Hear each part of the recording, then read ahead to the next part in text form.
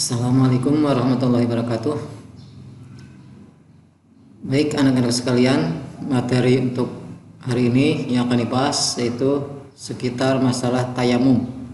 Ya, sekitar masalah tayamum. Mulai pengertian tayamum, apa itu yang maksud dengan tayamum, syarat tayamum, ya syaratnya apa saja. Terus yang selanjutnya syarat sah tayamum, apakah tayamumnya sah tidak. Terus praktik tayamum. Ini 4 masalah atau 4 pembahasan yang insya Allah pada hari ini kita bahas, ya, walaupun secara singkat. Kita mulai daripada pengertian tayamum. Jadi apa sih yang dimaksud dengan tayamum itu? Jadi tayamum adalah pengganti wudhu atau mandi wajib yang tadinya seharusnya menggunakan air bersih, maksudnya air suci, diganti dengan menggunakan tanah atau debu yang suci atau yang bersih. Nah, tayamum ini merupakan rukhsah atau keringanan dari Allah. Saking kewajiban, contohnya sholat tidak boleh ditinggalkan. Jadi apabila tidak bisa berwudu, ya bisa diganti dengan tayamum.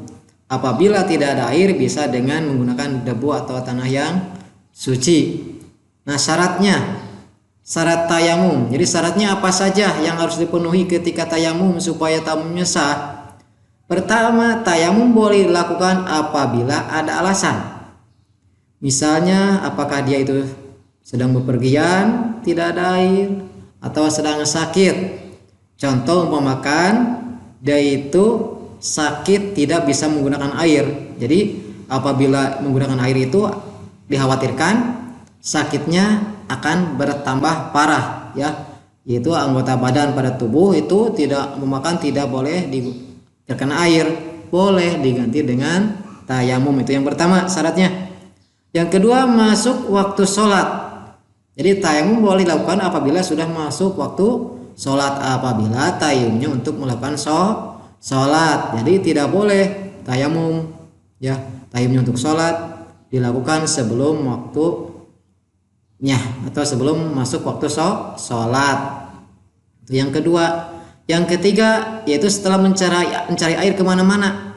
Jadi setelah masuk waktu sholat tidak ada air, sudah mencari, ya, di sekitaran kita yang sekiranya bisa dicari tidak ada, baik itu dilakukan sendiri atau orang lain, ternyata masih tidak ada, baru boleh dilaksanakan tayamum.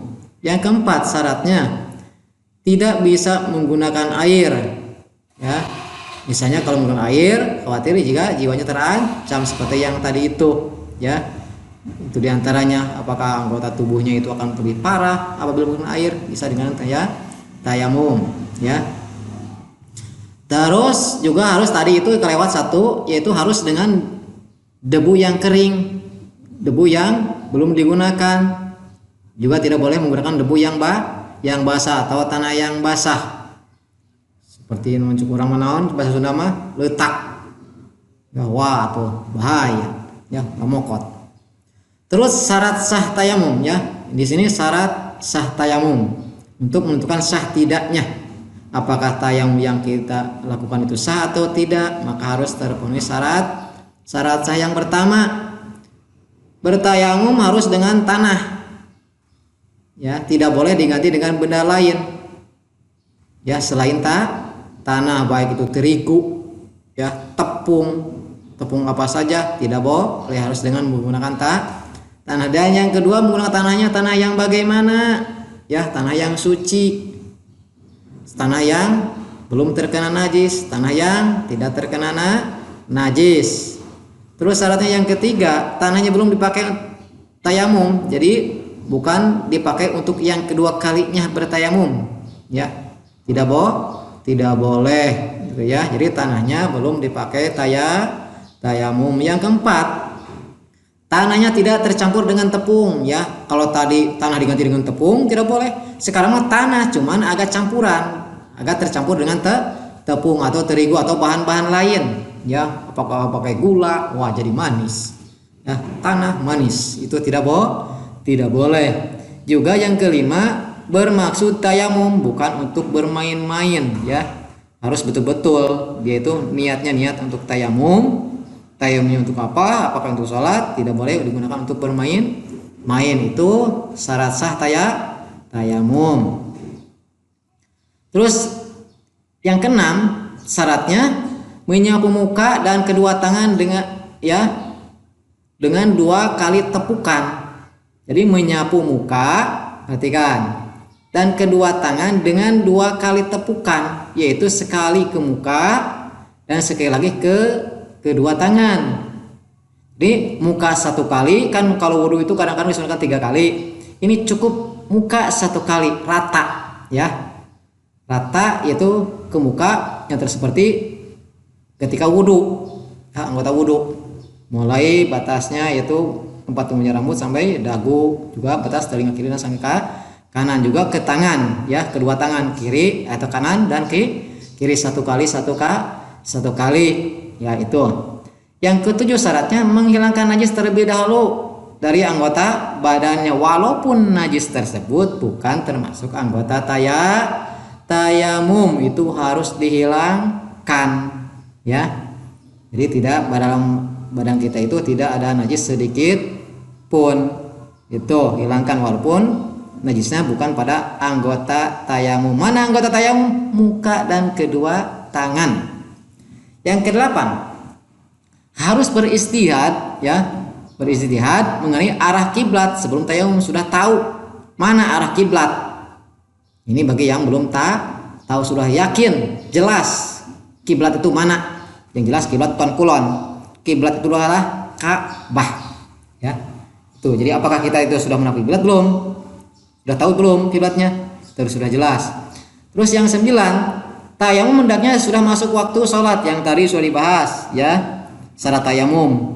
Jadi harus sudah masuk waktu sholat. Tidak sah tayamum apabila dilakukan sebelum waktu masuk sholat. Contoh, ketika akan kita melakukan sholat duhur, nah bertayamumnya harus sudah masuk waktu sholat duhur, tidak boleh sebelumnya, ya. Sekalian sekarang tayamum, sebentar lagi duhur, itu tidak boleh. Harus sesudah masuk waktu duhur atau waktu asar atau waktu maghrib dan seterusnya. Singkatnya sudah masuk waktu sholat. Dan yang ke-10, sekali lagi tayamum itu hanya dapat dipakai untuk sekali sholat fardu.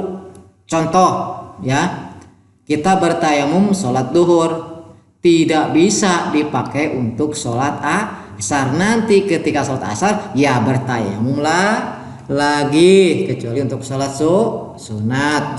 Sholat fardu berlaku 1 kali tayamum, 1 sholat fardu. Itu syarat sah tayamum. Nah sekarang lanjut kepada tata cara tayamum. Bagaimana sih caranya tayamum itu? Syaratnya sudah tahu, syarat-syaratnya sudah tahu. Caranya bagaimana? Nah ini pertama, ketika kita akan tayamum, kita dianjurkan membaca basmalah. Wah, ini sudah pada tahu, sudah pada bisa membaca bismillah. Setelah kita membaca bismillah, terus renggangkan jari jemari, ya, jari jemari itu telapak tangan, jari-jarinya direnggangkan. Setelah direnggangkan, tekan hingga debu melekat, menempel. Jadi siapkan debu di depan, ya, terus baca bismillah, terus renggangkan jari-jari telapak tangan dan ditempelkan, ditekankan telapak tangan dengan jari-jari yang sudah terbuka itu ke debu, ya. Debu bukan ditaruh di suatu wadah. Setelah itu angkat, tadi kan ditekan, sekarang setelah ditekankan, angkat kedua tangan lalu tiup telapak tangan untuk menipiskan debu, ditiup, ya, sedebu tadi supaya tidak terlalu tebal, ditiup supaya tipis, ya. Itu debunya mana? Debu yang menempel pada telapak tangan, tapi ditiupnya harus berlainan dari sumber debu tadi, ya, supaya si debu yang ditiup itu tidak bercampur kepada tanah yang tadi, ya, harus kepada lain arah. Nah setelah itu, setelah ditiup debu yang menempel pada telapak tangan tipis, kemudian niat tayamum, ya, seperti wudhu, ya, akan ketika mengusapkan air ke wajah, itu mengusap air ke wajah itu niat wudhu. Ini juga sama, Ya, setelah debu siap menempel di tangan, sudah tipis, maka niatlah tayamum. Ini diantaranya kalau niat diucapkan. Nawaitu tayammuma listibahati sholati fardhu lillahi ta'ala. Ya, ini. Nawaitu tayammuma listibahati sholati fardhu lillahi ta'ala. Ya, itu niat. Setelah niat diucapkan, jadi itu setelah niat diucapkan, lalu si debu tadi yang menempel pada telapak tangan, ya, diusapkan ke muka secara merata seperti wudhu, ya. Anggota wudhu, ya, yang di muka itu harus merata diusapkan, ya. Itu jadi mengusap telapak tangan ke muka secara merata. Terus yang lanjutnya, setelah diusapkan kepada muka secara merata, bersihkan debu yang tersisa di telapak tangan, ya, dibersihkan, ditepukan, ya. Tapi ingat, nepuknya jangan debu yang masih ada penempel itu jangan di atas tanah yang akan dipakai, ya. Terus setelah bersih, ya, dibersihkan, ambil lagi debu dengan merenggangkan jari seperti tadi, ya, tempelkan telapak tangan dengan jarinya direnggangkan dan ditekan-tekan ke debu yang ada yang sudah siapkan, ya, sampai melekat atau menempel. Setelah itu angkat kedua tangan lalu tiup seperti yang tadi yang pertama ketika kita akan mengusap muka, ya, ke arah yang berlainan supaya debu tipis, ya, yang menempelnya itu. Setelah debu tipis, mengusap debu ke tangan kanan lalu ke tangan kiri seperti gambar. Sampai mana? Sampai siku, ya, diusapkan debu yang menempel pada tangan kiri diusapkan ke tangan kanan, mulai semuanya dari bawah ke atas. Nah, setelah itu terus debu yang di tangan kanan usapkan ke tangan kiri.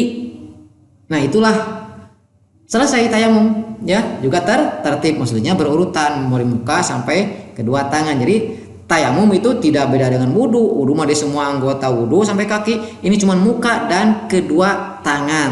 Nah, itu. Ya, alhamdulillah selesai untuk materi pembahasan tayamum walaupun secara singkat. Yang kurang paham boleh tanyakan, boleh juga diisi kalau di kolom komentar. Ya, demikian materi untuk hari ini tentang tayamum. Mudah-mudahan manfaatnya dan mohon maaf atas segala kekurangannya. Akhir kata, assalamualaikum warahmatullahi wabarakatuh.